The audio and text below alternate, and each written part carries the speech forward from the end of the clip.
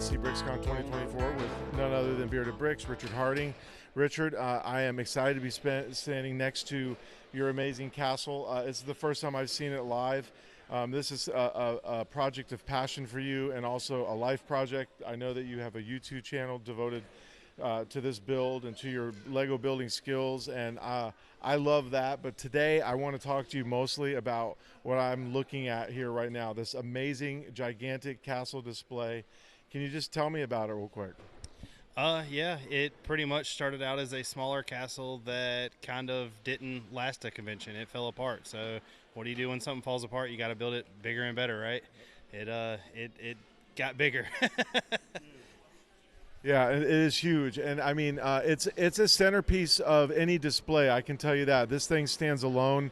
And just looking around other people's displays in this park, I know that, or in this convention, I know that other people would love to eventually put their stuff next to yours just to draw on its grandeur. Do you ever think about doing collaborative builds beyond this, or what are your thoughts about what you're going to do after you've done this huge project? This actually started as an idea to be a collaborative project. There's supposed to be 3 other castles this size, and it was supposed to kind of represent north, south, east, and west. Each one of them was going to have their own little, I guess you call it like season. I chose spring, of course, or fall for the orange and yellow flowers, and it was going to have a portal in the middle with all of the basically an undead army coming out of it. And I'm not displaying with them year round, so I kind of, I guess, pivoted and made the Lion Knights invade.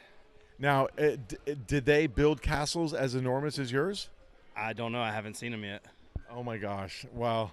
Well, if they haven't seen yours, they're in for a shock for sure. This is just amazing. So I just want to point out some of the detail that you put in here that I think is really fantastic. Is one of my favorite scenes is you've got part of the castle being blown out by basically by a trebuchet that's shooting a ball through that. Like, tell me what you did here that like was new for you. I mean, you've got some super cool techniques there. So what did you do here? I've been to a bunch of conventions, and when you go around and look at a lot of people's Lego builds, they really try to keep everything, I guess, as most common as they can. And I'm one of those type of people where there's a bunch of pieces in here that have been cut, have been heated to bend. I bent a lot of those clear kind of support pieces I mean, it didn't take any kind of the dexterity away from them, but I made sure that it was going to hold the weight that I was supplying with them, and it looks like it busts through the wall versus just having pieces laying everywhere. Yeah, it looks like action, and I like how you manipulated the Lego pieces in ways that, you know, as they say, great part use. I mean, you created an entire active scene with just bending some pieces around, so really well done. So I know I just asked you about what you're kind of looking forward to. Other than Castle, like what's the next thing that you're going to be wrapping your mind around? The next thing will be the same size as this. It won't be as tall, but it'll be a Battle of the Bulge and Siege of Bastogne scene. I'm looking forward to it. I'm going from a lot of gray and green to a lot of white and dark brown.